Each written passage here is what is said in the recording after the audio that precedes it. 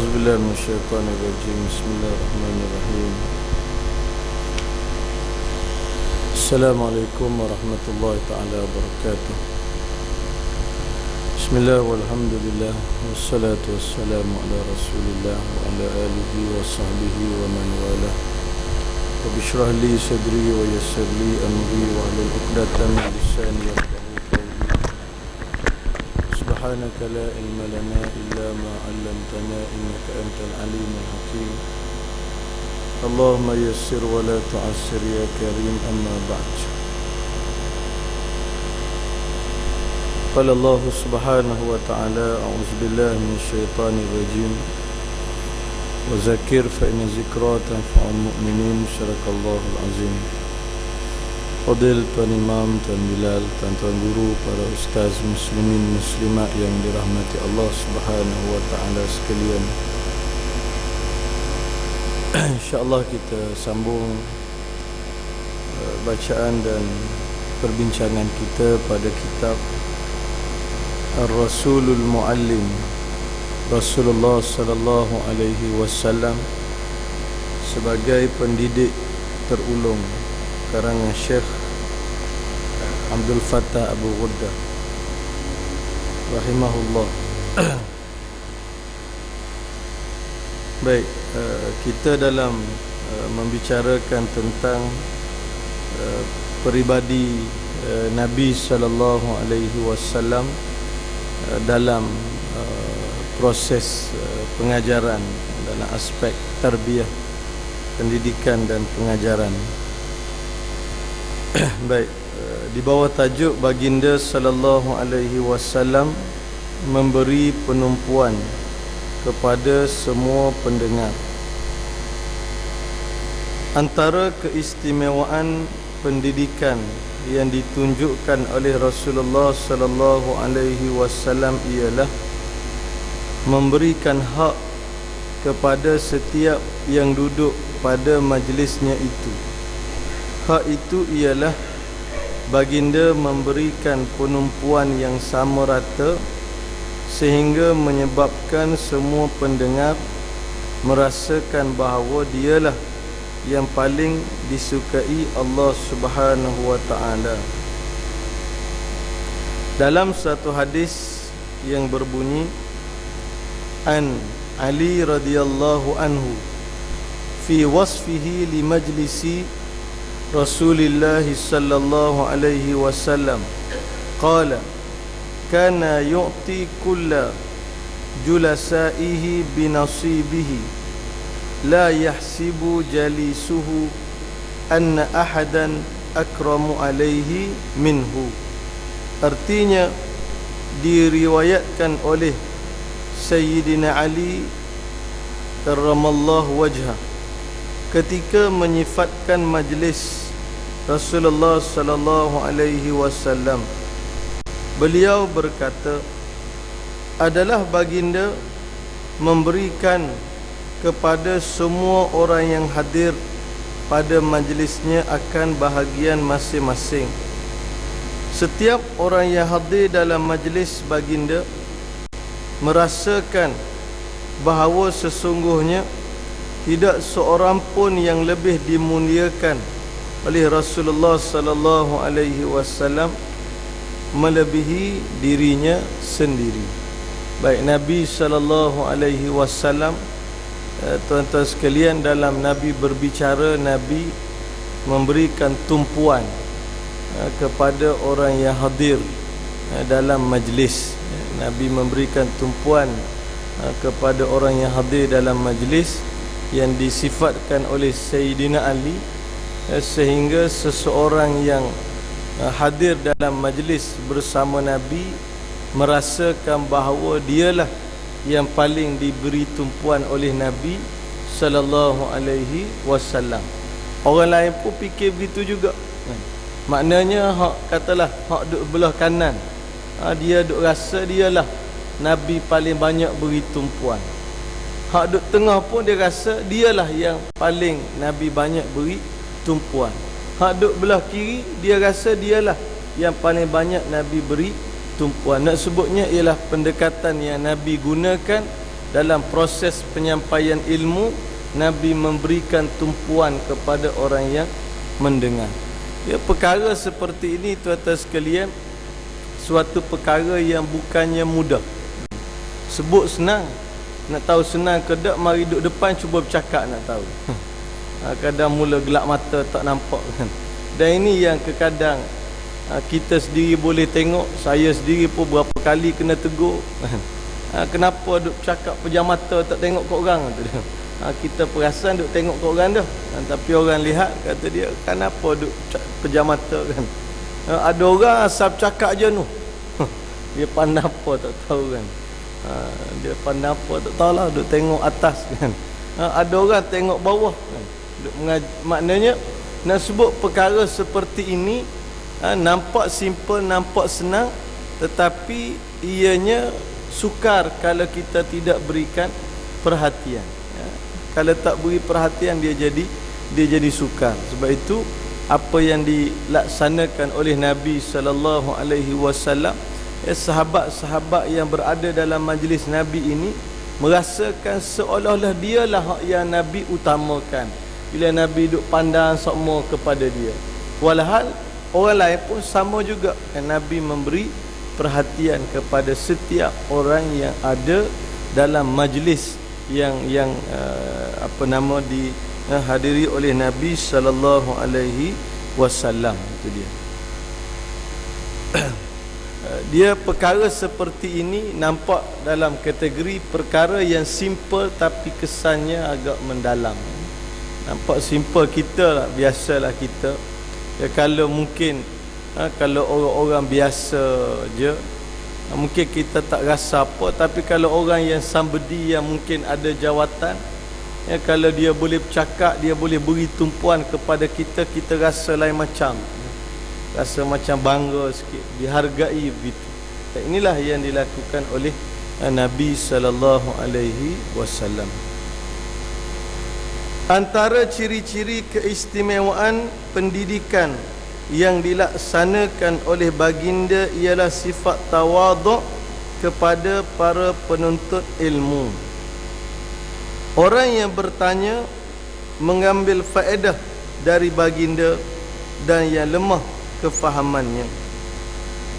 Baik, antara yang lain lagi tuan-tuan sekalian, kita lihat Nabi sallallahu alaihi wasallam ini, walaupun kalau nak banding dari sudut kedudukannya memang tak padan dari sudut kedudukan, tapi bagaimana Nabi menunjukkan sifat tawaduk dalam memberikan bimbingan, tarbiyah, didikan dan sebagainya, sehingga orang boleh ambil manfaat daripada apa yang telah dizahirkan oleh Nabi sallallahu alaihi wasallam dalam perwatakan yang seperti ini. Beberapa contoh yang dikemukakan oleh pengarang kitab ini nak menjelaskan lagi tentang peribadi Nabi sallallahu alaihi wasallam di atas apa yang kita nyatakan tadi. Antara contohnya, yang pertama, an Abi Rifa'ah Al-Adwi radhiyallahu ta'ala anhu qala an Humaid bin Hilal qala Abu Rifa'ah intahaitu ila an-nabi sallallahu alaihi wasallam wa huwa yakhutub qala faqultu ya Rasulullah rajulun gharibun jaa yas'alu an dinihi la yadri ma dinu qala fa aqbala alayya Rasulullah sallallahu alaihi wasallam wa taraka khutbatahu hatta intaha ilayya fa utiya bi kursiyyin hasibtu qawaimahu hadidan qala fa qa'ada alaihi Rasulullah sallallahu alaihi wasallam wa ja'ala yu'allimuni mimma 'allamahu Allah summa atta khutbatahu fa atamma akhiraha. Hadis rawahu Muslim. Daripada Abi Rifa'ah Al-Adwi, beliau berkata, saya berkata, wahai Rasulullah, ada seorang lelaki asing yang datang untuk bertanya kepadamu tentang urusan agamanya kerana tidak tahu mengenai agamanya. Beliau berkata, baginda sallallahu alaihi wasallam lalu menghadap kepadaku dan menghentikan khutbahnya. Kemudian baginda datang kepadaku dan dibawa kepada baginda satu kerusi. Ya, aku sangka bahawa kaki kerusi tersebut adalah diperbuat dari besi. Rasulullah pun duduk di atas kerusi tersebut dan mengajarku tentang ilmu yang dikurniakan oleh Allah Subhanahu wa taala kepada baginda. Kemudian baginda menyambung semula khutbahnya dan menyempurnakannya sehingga selesai. Baik tuan-tuan yang dirahmati Allah Taala sekalian, kita kena faham khutbah di sini. Jangan kita duk faham khutbah Jumaat. Sebab kita ni asal khutbah Jumaat. Khutbah di sini makna menyampaikan ceramah, yang menyampaikan syarahan, menyampaikan kuliah, tu khutbah. Khutbah ni khutbah lah ni. Menyampaikan itu dia. Cuma kita je duk faham asal khutbah Jumaat. Khutbah Jumaat, khutbah hari raya, khutbah nikah, apa lagi kan? Khutbah kalau semayang minta hujan, apa lagi kan? Tu pada kitanya hak gini dia tak panggil khutbah ni panggil ceramah lebih kurang je. Tu dia. Baik, apa yang disebutkan dalam kisah ini, bagaimana kata dia bila dia dalam Nabi duk berceramah, dia pun tanya kepada Nabi sallallahu alaihi wasallam. Dia tanya kepada Rasulullah tentang bagaimana ada seorang yang lelaki asing, dia datang bertanya nak tahu tentang agama dan sebagainya. Maka bila dia tanya, Nabi memberikan perhatian kepada apa yang ditanya. Nabi pun mari menghampiri, Nabi pun duduk, Nabi beri penjelasan, Nabi bercerita tentang apa yang sepatutnya. Baik, pengajaran hadis. Kata Imam Nawawi, hendaklah bersegera menjawab persoalan orang yang bertanya, kerana mendahulukan perkara yang lebih penting daripada perkara yang penting. Hal ini kerana si penyoal tadi telah bertanya kepada baginda mengenai iman dan rukun-rukun Islam. Maka para ulama bersepakat menyatakan bahawa apabila orang bertanya mengenai iman dan cara masuk Islam, maka ketika itu juga diwajibkan menjawab dan mengajarnya. Jadi baitu hadis ni saya selalu sebut tuan-tuan sekalian. Pertamanya ialah kita tak boleh belajar satu hadis kita nak takmimkan, kita nak pukul rata dalam semua keadaan. Tak boleh. Sebab apa yang berlaku ini ada situasi-situasinya. Sebab nanti kita akan jumpa ada ketikanya bila ada soalan daripada sahabat tengah Nabi ceramah, Nabi tak beri respon. Kata silap dalam hadis akhir zaman, 40 hadis akhir zaman ada disusun satu hadis. Sehingga sahabat kata ada di kalangan kami menyatakan bahawa Nabi tak dengar. Sehingga ada yang lain menyatakan Nabi marah dengan soalan itu, tengah-tengah ceramah mari soalan, sebab Nabi teruskan ceramahnya. Nabi teruskan ceramah. Maknanya ada situasinya. Ada situasi. Dan situasi yang ni kena dengan konteksnya yang begini. Yang saya suka sebut kepada tuan-tuan sekalian supaya dalam kita belajar hadis ke apa, jangan ambil satu kita nak apply dalam semua keadaan, tak boleh. Ada tempat yang sesuai begini, ada tempat yang sesuai begini. Contoh yang saya rasa pernah sebut, sekadar nak mengulang.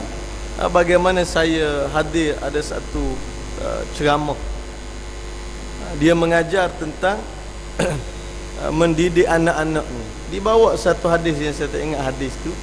Bagaimana dalam hadis ini Nabi tak menggunakan kaedah pukulan. Dalam soal mendidik, Nabi gunakan kaedah memberikan nasihat. Maka dia pun dihurailah, kita dalam bab didik anak ni kena beri nasihat begini. Kemudian adalah hamba Allah bertanya, kalau beri nasihat tak dengar juga, boleh tak pukul? Boleh tak pukul? Jadi katanya hak mengajar ni, kata dia kalau ikut hadis ini tak boleh pukul. Tak boleh pukul. Sedangkan kita lupa pukul juga suatu kaedah mendidik yang juga diajar oleh Nabi sallallahu alaihi wasallam.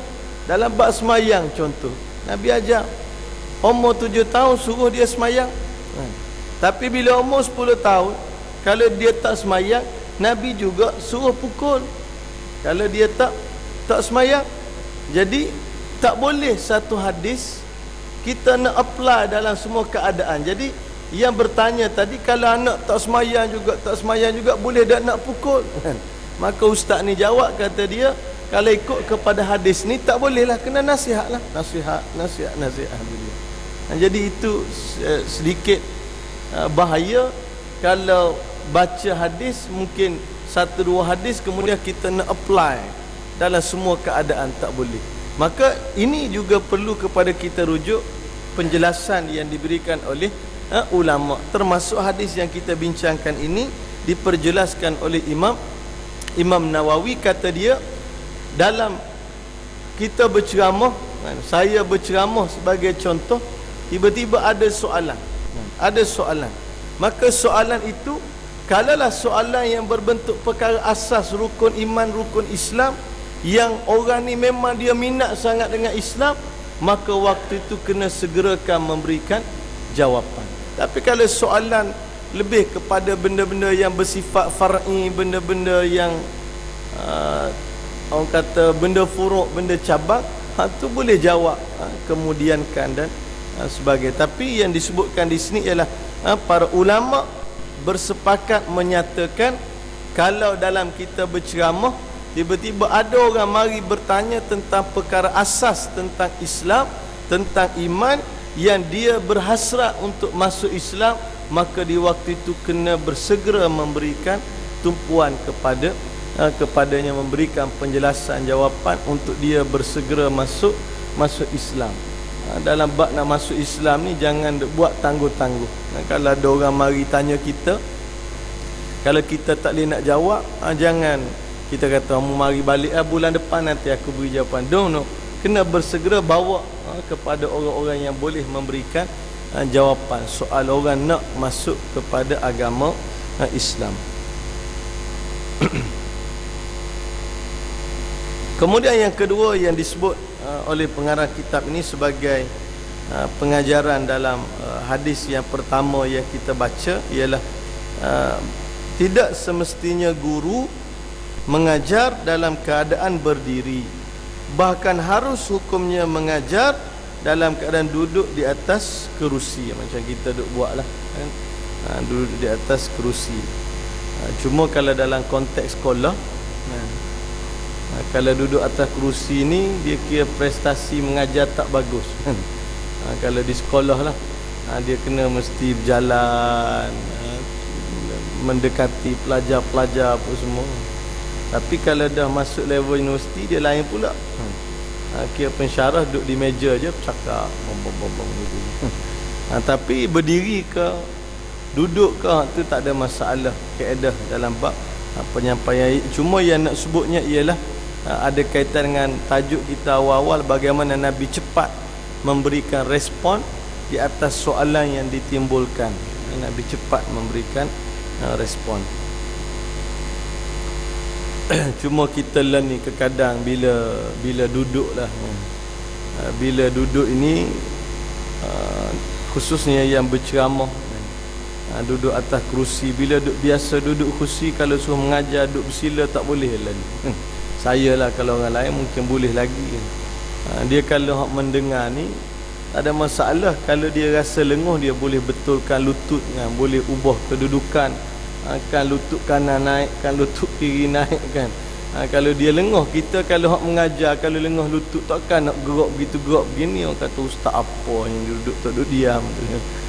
Jadi duduk biasa dengan atas kursi kan. Kalau kena duduk tak boleh. Duduk atas kursi pun bila ada setengah-setengah surah masjid ni, kadang kursi yang kurang mesra pengguna. Dia ada juga Allah nak perhabis waktu mengajar tu, bangun tu sakit belakang kerana kursi tu dia punya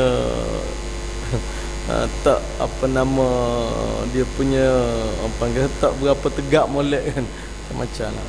Tapi tak ada masalah berdiri ke duduk ke, tak ada masalah kan. Baik. Cuma yang kita lihat bagaimana Nabi memberikan perhatian, Nabi menghampiri, Nabi duduk secara dekat dan Nabi memberi penjelasan. Itu satu apa nama dia, kalau kita ambil contoh dalam saya mengajar dalam kelas sebagai contoh. Kadang-kadang bila student tanya, kalau kita datang secara berdiri memberikan penjelasan, okey dah. Tapi kalau kita datang, kita duduk depan dia pula, dia lain macam. Dia jadi rasa macam lebih dekat, lebih mesra, lebih diberi perhatian. Ini dari sudut psikologi. Kalau siapa yang jadi cikgu ke apa, dia tahulah dari sudut kita dengan anak murid dan sebagainya. Baik. Itu satu contoh bagaimana kepribadian Nabi yang memberikan tumpuan kepada orang yang memberikan persoalan. Contoh yang kedua, an Abi Ayyub radhiyallahu anhu anna a'rabiyan arada li Rasulillah sallallahu alaihi wasallam wa huwa fi safarin fa akhadha bi khitami naqatihi aw bi zimamiha summa qala ya Rasulullah aw ya Muhammad akhbirni bima yuqarribuni minal jannah wa ma yubaiduni minan nar. Qala fakaffa an-nabiy sallallahu alaihi wasallam summa nazara fi ashabihi summa qala laqad wuffiqa aw laqad hudiya.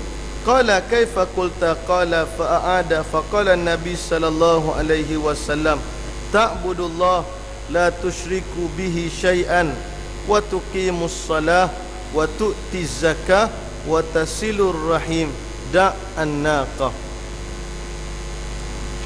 Artinya daripada Abi Ayyub, beliau berkata, sesungguhnya ada seorang Arab Badui dalam keadaan bermusafir datang menemui Rasulullah sallallahu alaihi wasallam. Lalu dia memegang tali unta Nabi. Kemudian ia berkata, wahai Rasulullah atau wahai Muhammad, khabarkan kepadaku akan perkara yang boleh menghampirkan daku kepada syurga dan menjauhkan daku daripada api neraka.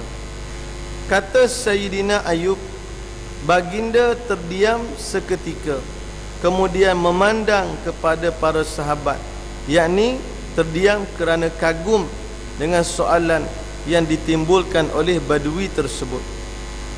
Selepas itu Nabi bersabda, sesungguhnya dia telah diberi taufik dan hidayah kerana soalan yang dikemukakan menjurus kepada keperluannya. Nabi bertanya lagi, apakah yang telah kamu soal sebentar tadi? Badui itu mengulangi semula persoalannya.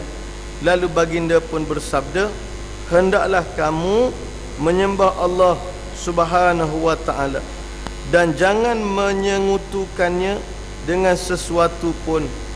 Dirikanlah salat, keluarkanlah zakat, hubungkan silaturahim dan lepaskanlah unta itu, tali unta itu. Baik, tali unta ni kalau tuan-tuan tak beri perhatian kepada hadis, kita terfikir juga, apa kaitan pula tali unta?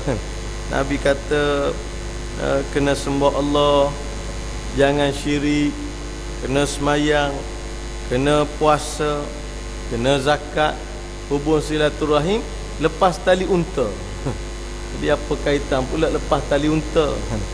Jawab dia balik kepada cerita awal tadi. Badui ni, Arab Badui ni, mudah ceritanya, dia orang pedalaman, dia jenis kasar. Dia jenis kasar. Bila dia nak bertanya dengan Nabi sallallahu alaihi wasallam, dia mari dengan cara agak kasar, mari pegang tali unta Nabi. Tujuannya supaya Nabi tak boleh pergi mana tu. Kena jawab dulu soalan dia. Maknanya Nabi, mungkin waktu Nabi menaiki unta, Jadi dia mari pakai pegang tali unta Nabi. Dia pun tanya soalan. Dia pun tanya soalan. Tu. Maknanya kenapa dia pegang boleh jadi supaya Nabi tak boleh gilai lah, kena jawab dia nak tanya dulu. Nabi pun jawab. Nabi pun kata, maknanya kalau kita cakap mudahnya, habis dah aku jawab, lepaslah tali unta tu. Begitu kan. Lepas tali unta tu. Baik.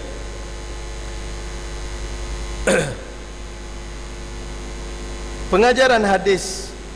Tujuan Arab Badui memegang tali unta Rasulullah SAW adalah bagi memudahkannya bertanya. Setelah selesai menjawab persoalan yang diajukan, baginda menyuruhnya melepaskan semula tali kekang unta itu. Jadi tuan-tuan kena ingat,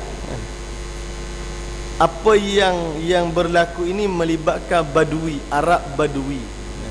Jadi Arab Badui memang bila kita bincang, bacalah, tengoklah mana hadis, memang Arab Badui ni jenis kasar.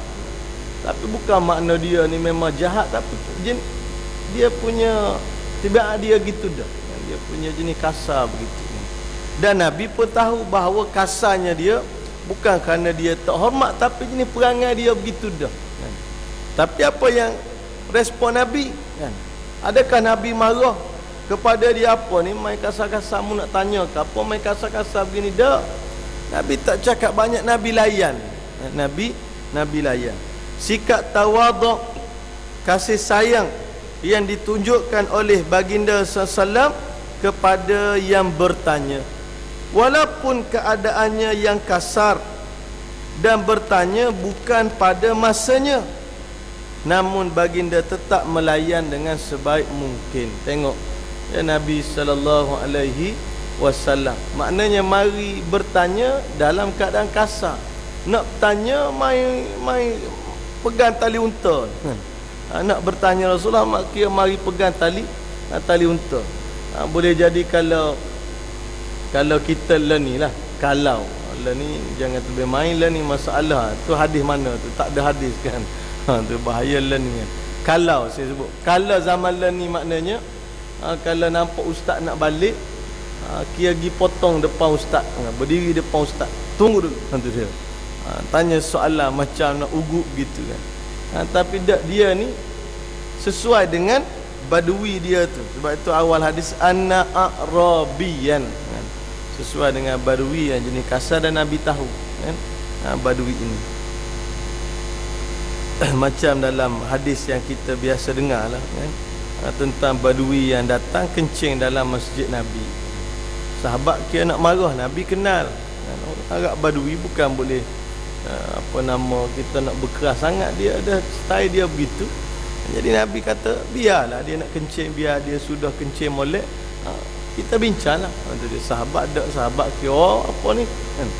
Itu cara Nabi bijak menangani kita kata mad'un. Jadi Nabi memberikan respon kepada yang bertanya dengan kasih sayang dan sebagainya. Maka kepada para pendidik yang inginkan keberhasilan dalam pengajarannya, hendaklah mencontohi akhlak yang mulia ini. Dia soalan itu juga tuan-tuan sekalian,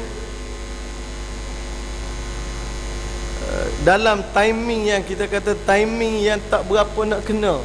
Nabi menaiki unta dalam permusafiran, tiba-tiba main potong gitu, nak tanya. Kalau kita kan tak beradab nak tanya, biarlah. Maknanya kalau jenis orang reti tak boleh buat gitulah. Kalau orang mengaji reti dalam bab adab-adab ni, kita bercakap Arabi dengan Arab Badui, padanlah dengan cara dia. Tapi nak cerita bagaimana Nabi memberikan respon. Contoh yang ketiga, An Anas radhiyallahu anhu anna imra'atan kana fi aqliha syai'un faqalat ya Rasulullah inna li ilaika haja faqala ya umma fulan unzuri ayyas sikak syi'ti hatta aqdi laki hajataki fakhala ma'aha fi ba'di turuq hatta faragat min hajatiha fajalasa an-nabi sallallahu alaihi wasallam ilaiha hatta qadat hajataha. Wa fi riwayati Abu Daud fajalasa an-nabi sallallahu alaihi wasallam ilaiha hatta qadat hajataha. Daripada Anas ibni Malik katanya, seorang perempuan yang akalnya agak pelik berkata, wahai Rasulullah, aku mempunyai satu permintaan daripadamu. Jawab Nabi, wahai ibu kepada si fulan, pilihlah mana-mana jalan tempat yang kamu kehendaki, sehinggalah daku boleh menunaikan permintaanmu. Nabi pun berbincang bersama-sama perempuan itu pada salah satu jalan, sehinggalah perempuan itu mendapat perkara yang dihajatinya. Menurut riwayat Imam Abu Daud, perempuan itu pun duduk dan Nabi duduk bersama-sama sehinggalah tertunai segala permintaannya. Hadis ni kebetulan pagi tadi saya sempat tengok dalam internet secara langsung kuliah pagi Jumaat. Sesi pertama Ustaz, orang panggil Ustaz Ja, Ustaz Azariza, dia mengulas hadis ini. Bagaimana Nabi sallallahu alaihi wasallam ini dia meraihkan orang yang berhajat kepadanya untuk minta tolong, minta bantuan. Jadi wanita ini kana fi akliha syai'un, pada akalnya agak, seorang perempuan yang akalnya agak pelik. Maknanya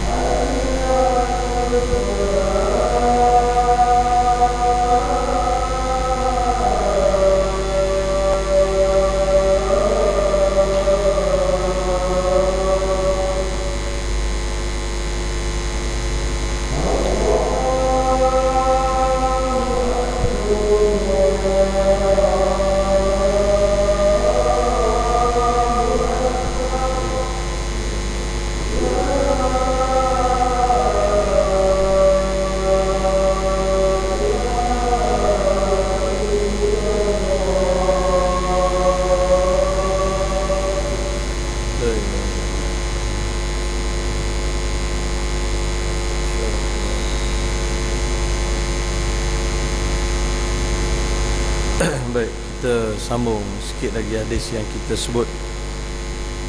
Bagaimana tuan-tuan sekalian hadis yang kita bincangkan ini dihuraikan juga wanita ini fi aqliha syai'un, maknanya dalam akalnya ada sesuatu.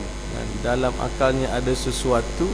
Ini pun boleh difahami dengan banyak makna. Cuma kita ambil hak untuk guru ajar kita, fi aqliha syai'un ini merujuk kepada wanita ini dia ni kiranya macam apa nama, macam nyanyuk-nyanyuk gitu sikit.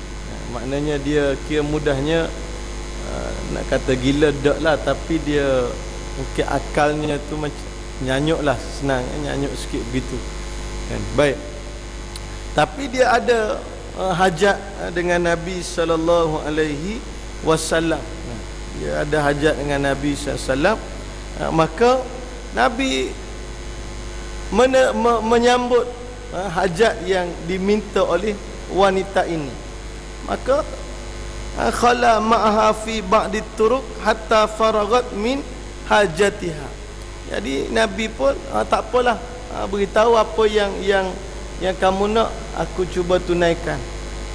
Dia pun jalan, Nabi ikut dia berjalan, bawa lorong tu lorong ni, lorong tu lorong ni, hatta faragat min hajatiha, hingga selesai. Hingga selesai dia punya hajat dia. Apa hajat dia? Tak ada apa nak bawa Nabi tunjuk lorong tu ni jalan ni, jalan ni, jalan tu hajat dia.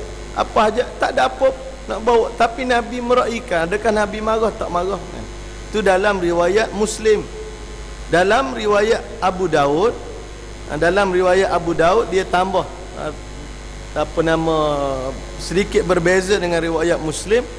Dalam riwayat Abu Daud dia sebut fajalasan Nabi sallallahu alaihi wasallam ilaiha. Maknanya bila pilih tempat dia pun duduk, Nabi duduk, bincang-bincang selesai kan. Jadi ada dua riwayat di situ.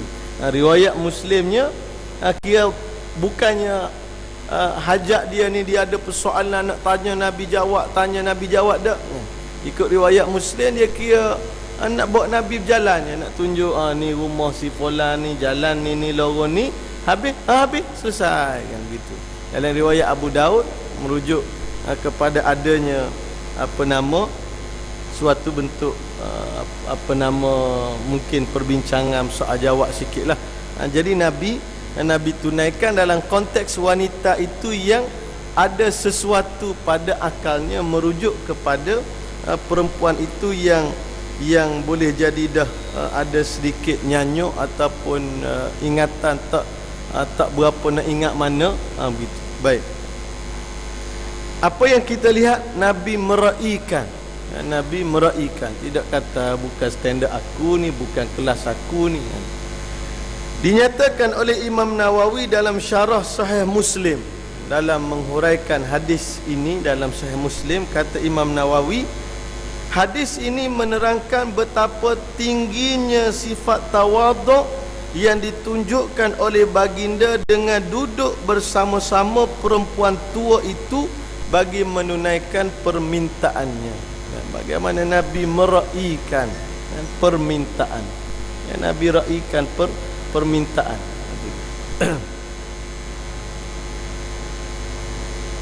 Seorang ulama dalam satu mutiara hikmahnya yang masyhur pernah menyebut mengenai kelebihan dan kesungguhan baginda dalam membantu dan menunaikan segala hajat umat baginda selagi tidak bertentangan dengan suruhan Allah dengan katanya, ma qala la qattu illa fit tashahhud, yakni la ilaha illallah, laula tashahhud lakana la'uhu na'am. Faham? Apa maksud dia? Baginda tidak pernah mengatakan tidak melainkan pada kalimah tasyahud. Kalimah tasyahud ada tu la ilaha, la tu kan. Jikalau tidak ada kalimah tasyahud, nescaya perkataan itu akan jadi ya. Para ulama menggambarkan Nabi SAW ni seorang yang kalau orang minta apa sahaja, Nabi tak pernah kata tidak. Nabi akan sentiasa menyatakan, okey, tak apa, saya tolong, saya bantu, boleh, saya okey, saya setuju. Ni Nabi. Tak boleh, tak boleh, tidak, tak. Nabi tak ada, kata dia. Laula tasyahud, kalau tidak kerana adanya tasyahud, nescaya Nabi tak pernah sebut perkataan tidak. Makna na'am. Ini sifat Nabi SAW. Kita lah ni kadang payah kita ni kan. Banyak tidak hak banyaknya. Tambah-tambah lah ni kalau dalam musim-musim pemikiran maddi, suruh buat benda sikit, ada allow tak? Buat benda sikit boleh claim tak? Tu dia lah ni. Dia kira Allah fulus banyak sangat. Kalau tak ada allow, tak boleh, sorry. Tak boleh claim, sorry, tak boleh. Tak boleh saja kita ni. Ini yang jadi masalah. Jadi nak sebutnya Nabi SAW ini, Nabi punya perwatakan, sifat yang ada pada Nabi SAW. Nabi meraihkan, dan Nabi tidak mengambil kira status ni kelas biasa-biasa. Takkan, bukan standard aku nak raih dia. Kadar orang tua kampung, bukan standard aku. Ada Nabi tak ada. Nabi layan belaka, Nabi raih semua. Ini kekadang khasnya yang berada dalam dunia dakwah, kekadang cabaran yang kita lihat. Bila mana asal nak ceramah, asal nak dakwah, nak duduk dalam zon selesa.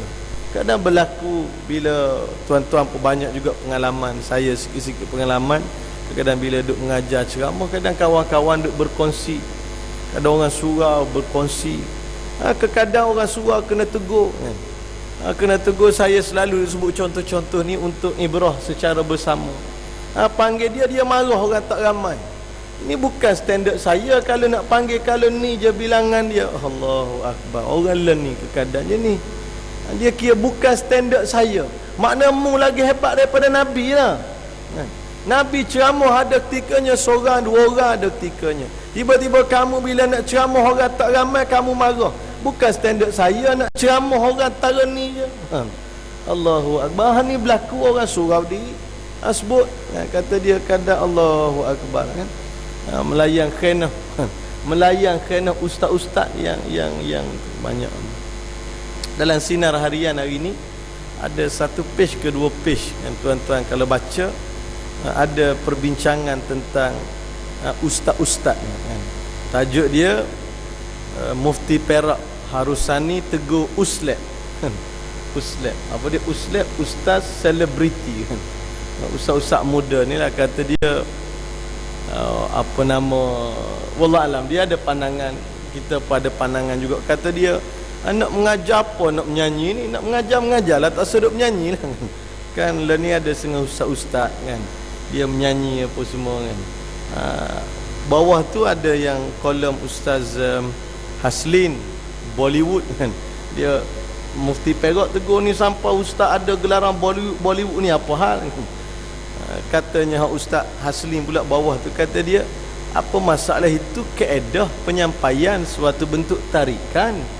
Yang nak menyampaikan, yang penting ilmu tu sampai. Kaedah nyanyi ke, bernasyid ke, ceramah ke, itu kaedah.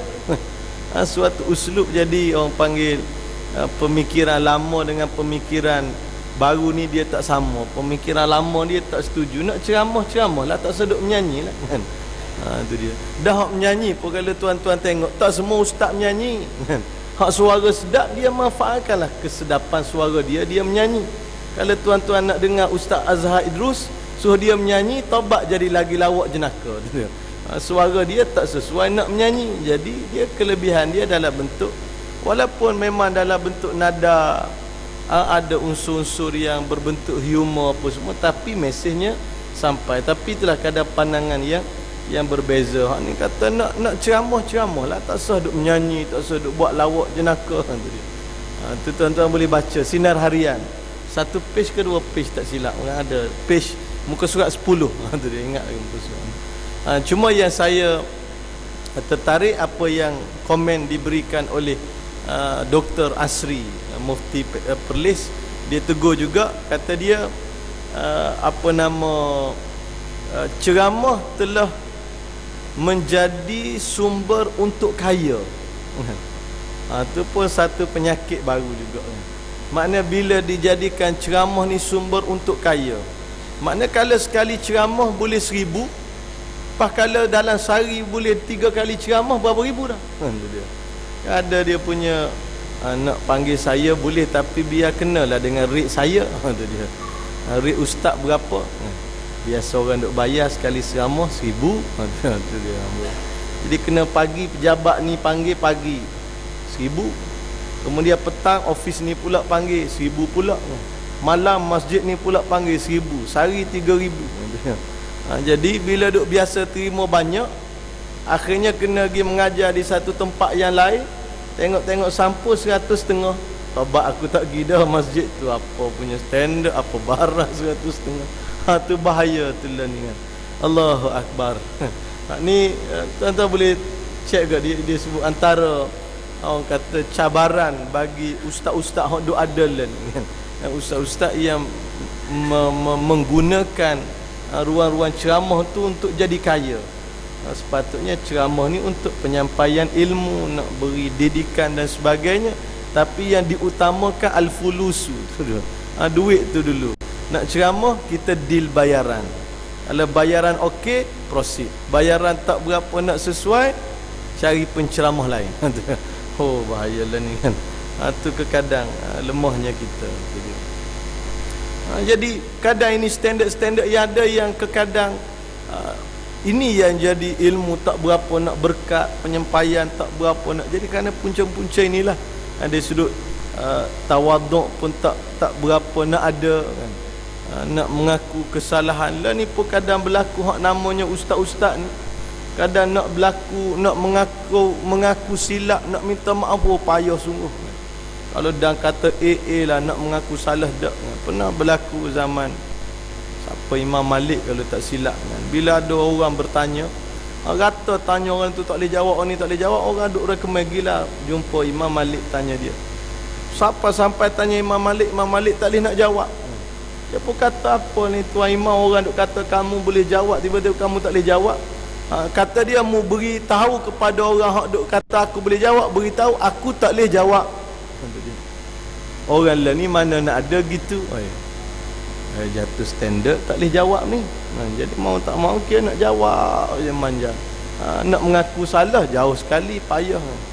Kalau salah apa masalahnya, minta maaf saya salah, full stop kan. Oh tak boleh. Kadang jadi haru biru tu. Kita habiskan sikit sebab nanti senang masuk tajuk baru ya. Penterjemah dia tambah sikit, kata dia, kami berminat menakalkan hadis yang disebut oleh Imam Nawawi dalam Riyadhus Salihin an Ibnu Abbas radhiyallahu anhuma anna Rasulullah SAW laqiya rukban birrawha faqala manil qaum qalu al muslimun faqalu man anta qala Rasulullah.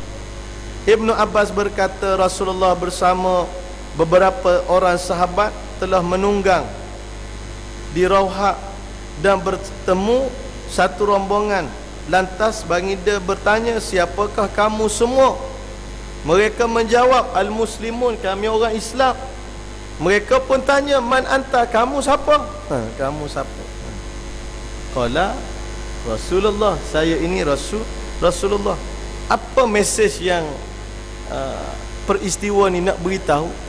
Bagaimana tuan-tuan sekalian sikap Nabi yang tawaduk ini, sehingga orang tak kenal mana satu Nabi.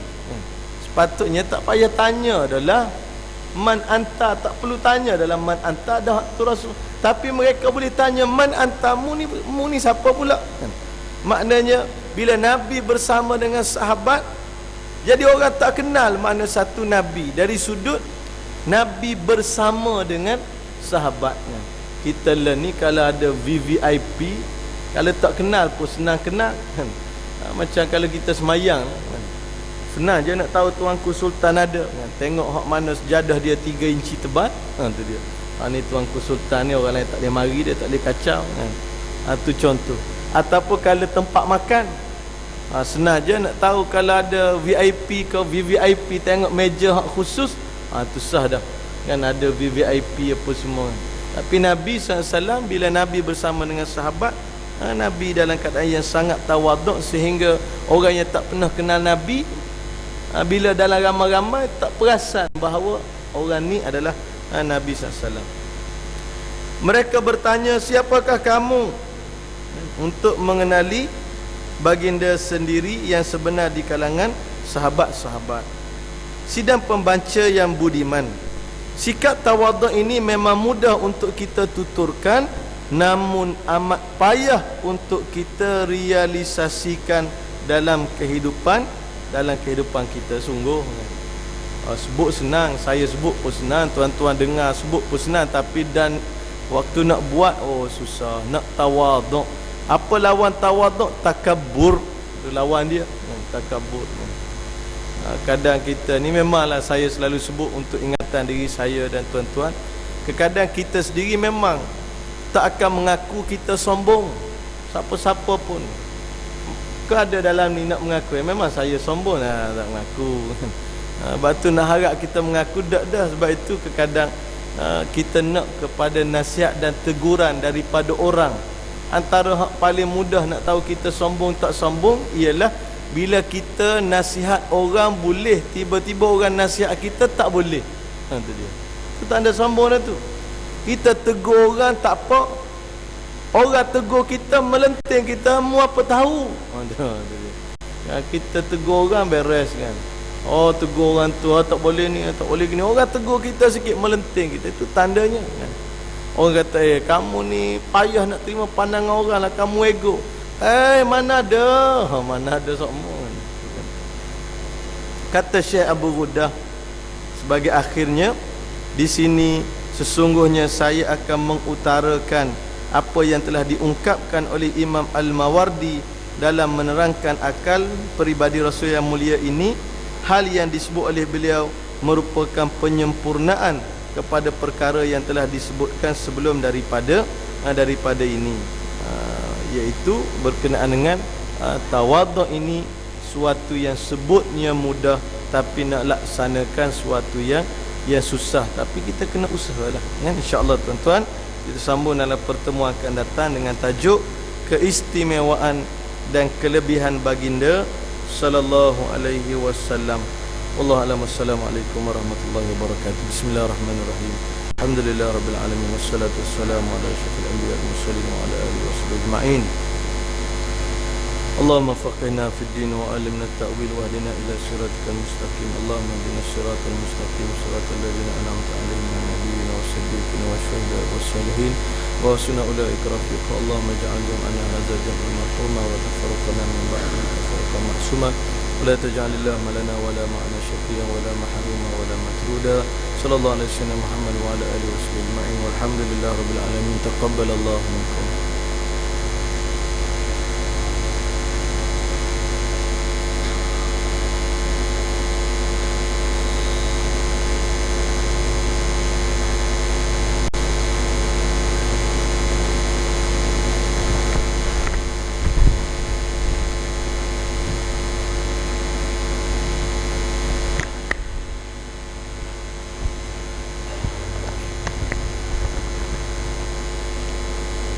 الله أكبر الله أكبر.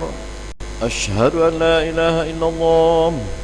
أشهد أن محمد رسول الله. حي على الصلاة حي على الفلاح. قد قامت الصلاة قد قامت الصلاة. الله أكبر الله أكبر. لا إله إلا الله.